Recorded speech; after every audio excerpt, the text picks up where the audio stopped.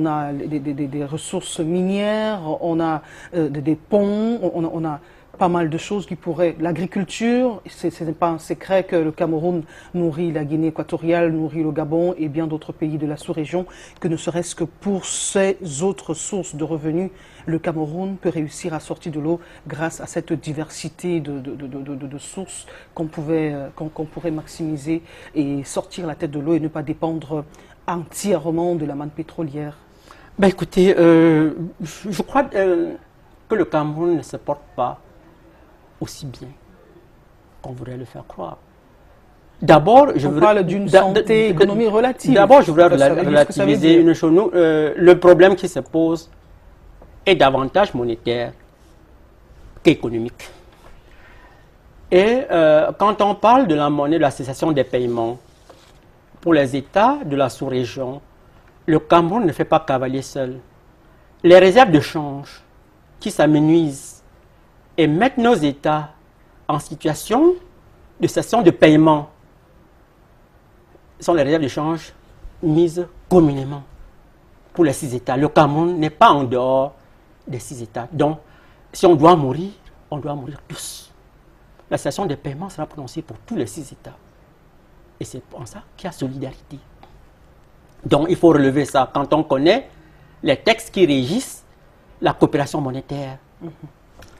Maintenant, par rapport à ceux qui soutiennent que notre économie est plus diversifiée, soit, mais l'auditeur bancaire que je suis est un spécialiste en risque bancaire, dont il ne gère pas que le présent, il regarde l'avenir.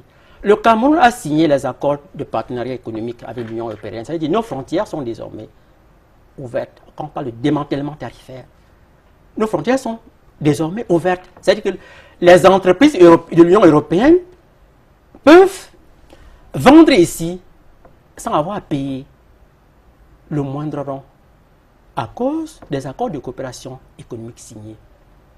Et quand elles viendront vendre, ça veut dire que vous paierez avec quoi? Ça sera avec vos réserves de change. Donc, quand on mène une analyse, il faut mener une analyse complète avant de pouvoir juger. Donc, les Camerounais n'ont pas à se flatter de cette situation. Voilà une situation qui va faire sortir encore le peu de devises qu'on avait encore. Donc, quand il faut être solidaire, il ne faut pas commencer à chercher ce qu'on a de mieux, il faut regarder chercher quelles sont ses faiblesses. Donc, le Cameroun, par rapport à la situation, a plus à s'inquiéter, a plus à lutter rapidement pour mettre son économie au standard des normes internationales. Autrement dit, pour pouvoir faire face à la concurrence des entreprises européennes qui produisent là-bas ou produisent n'importe où et venir vendre ici. Ça va payer le moindre rond. Ok, nous allons sortir du sujet, on y a consacré beaucoup de temps, c'était d'ailleurs l'événement majeur de la semaine, vous comprenez pourquoi on y a passé beaucoup de temps. Nous allons rester toujours en économie, mais cette fois-ci au port de Douala, où Serge Bondier a fait un tour cette semaine pour constater le décongestionnement du circuit. Son reportage.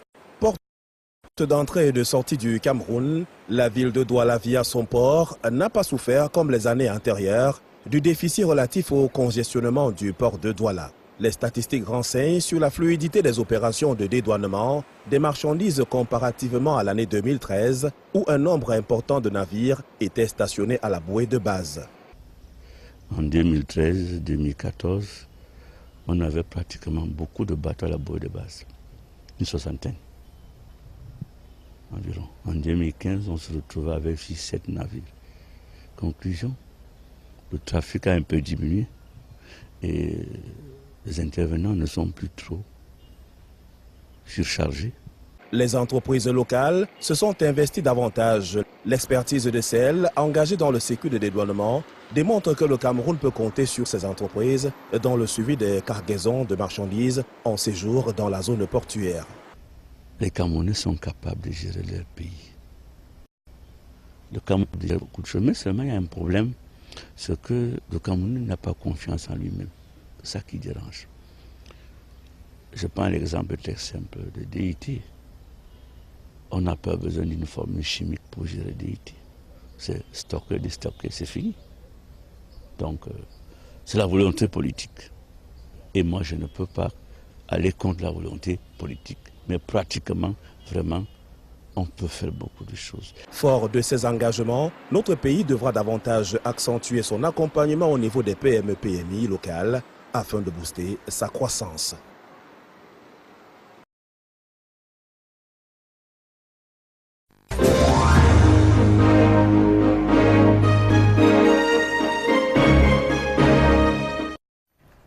Faire confiance aux Camerounais en matière de gestion, par exemple, de nos ports, c'est le combat de tous les instants que mène le président du Syntrac, Fouda Gallius. Vous le pensez également?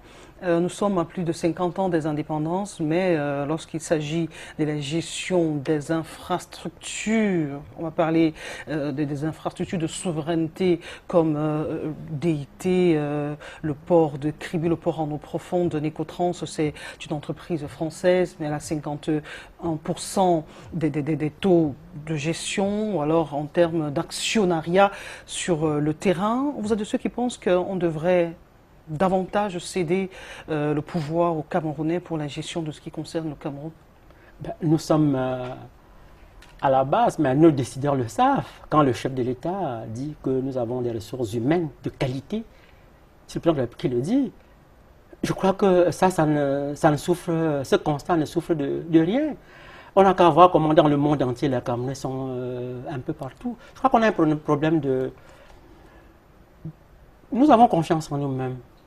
Je crois qu'on ne peut pas dire que les Camerounais n'ont pas confiance en eux-mêmes. Je pense que l'histoire va forcément faire en sorte que demain, certainement, quand on va pouvoir se mettre réellement sur les rails, le décollage ne sera qu'une histoire de quelques années. Le Cameroun est un pays qui a bénéficié de tout, qui a été un pays béni, dont les ressources naturelles sont importantes, les ressources humaines de qualité, le dit le chef d'État. Je crois qu'il va falloir, pas seulement dans ce domaine, même dans le domaine de la monnaie, je crois que ce n'est pas... On a un problème de management au sommet.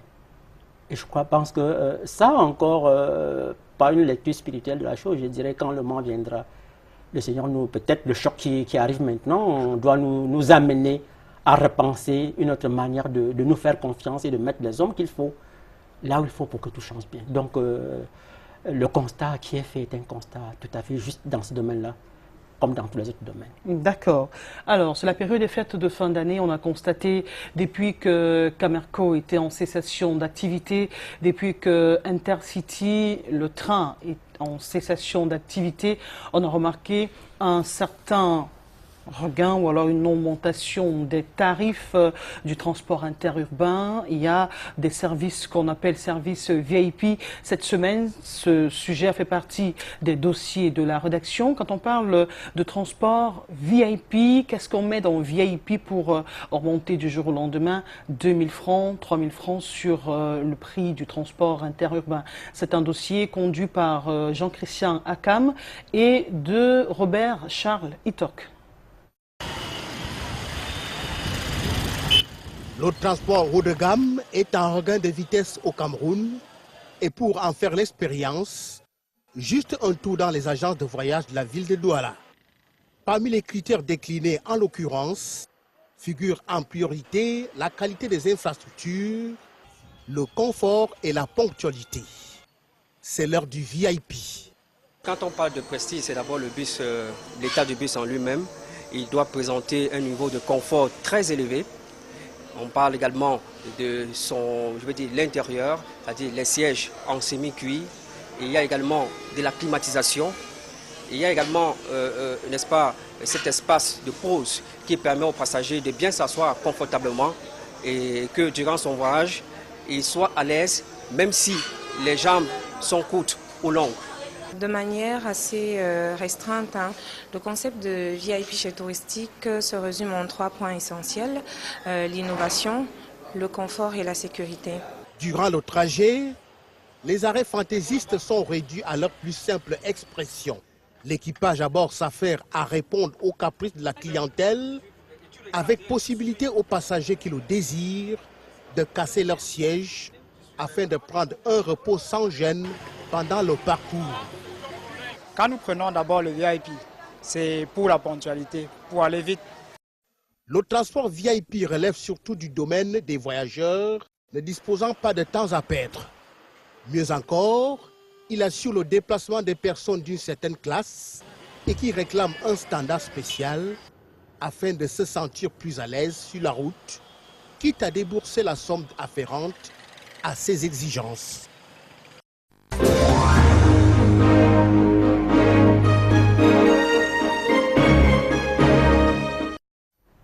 Eh bien, nous allons sortir avec un autre reportage en rapport avec l'arbre de Noël. C'est la fin d'année. Les enfants à mobilité réduite ont reçu des tricycles, des voiturettes qui leur permettent de mieux se mouvoir. C'était une célébration organisée par l'association Donnons-nous la main d'un autre handicap qui a su se hisser justement sur... On parle bien sûr d'un Camerounais qui est aujourd'hui commentateur des matchs, la Coupe d'Afrique des Nations, la Coupe du Monde. Vous voyez de qui je parle. Eh bien, vous allez le découvrir dans ce reportage de Marc Chouamou. Un arbre de Noël bondé de cadeaux, des enfants à mobilité réduite à bord de leur première chaise roulante, du sourire sur tous les visages, c'est l'effet Martin Kamumim par l'entremise de l'association Donnons-nous la main. Ce 21 décembre 2016 restera un jour mémorable pour tous ces enfants handicapés ou enfants des parents à mobilité réduite venus au stade Sopo de Bonapriso. L'arbre de Noël de Martin a attiré du beau monde, le délégué régional des affaires sociales pour le littoral, des artistes musiciens et autres bienfaiteurs qui ont apporté une chaleur toute particulière aux récipiendaires. Je dis merci à l'association Donnons-nous la main. Je dis grandement merci, que Dieu les donne encore longue vie. Parmi ces nombreux enfants, certains viennent des fondations, à l'instar de celle du défunt artiste Kotobas. Tout à l'heure, il y a une maman qui a éclaté en larmes à cause de sa joie, parce qu'elle porte sa fille avec les mains depuis 14 ans. Grâce à 14 ans, et sa mère la porte avec les mains pour l'amener partout. Donc sa mère a fondu à larmes, parce qu'enfin sa fille avec une chaise roulante. Et c'est une enfant de la Fondation Kotobas. Je remercie une fois de plus, n'est-ce pas, de la main de Martin Kamumim, n'est-ce pas. Voilà. C'est pas évident leur quotidien. Pour cette première édition de l'arbre de Noël, le président est plutôt satisfait au regard des difficultés rencontrées depuis la création de l'association en 2015. Que les choses essayent un peu d'être lourdes, mais parce que l'organisation a été un peu difficile, il fallait aller chercher des enfants dans des quartiers, il fallait qu'ils arrivent ici, qu'ils soient sécurisés, qu'ils puissent recevoir leurs dons et qu'ils puissent rentrer. Donc je suis particulièrement content.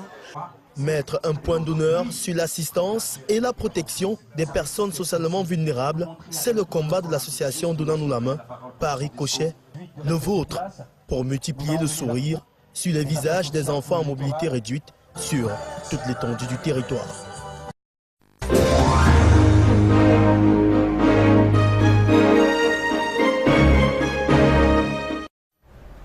Martin Kamumim, il est promoteur d'une radio de la place, commentateur de la Coupe du Monde.